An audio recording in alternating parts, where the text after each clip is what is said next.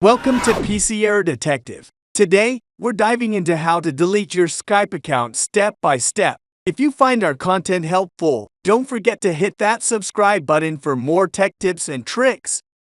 To begin, open the Skype application on your desktop. Once it's up and running, click on your Skype profile name located at the top left corner of the window. A drop-down menu will appear. Here, select Settings. Next, navigate to the right side panel of the Settings window.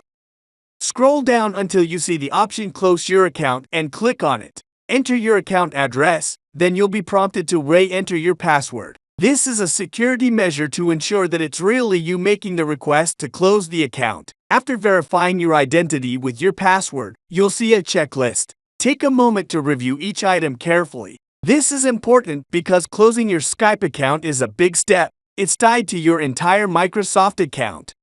Once you've reviewed everything, choose a reason for your departure from the provided options or simply select My reason isn't listed if none apply. Then, click on Mark Account for closure. Remember, once you confirm this action, you'll need to wait 60 days for your Skype account to be permanently deleted, along with any associated Microsoft account data. And that's it.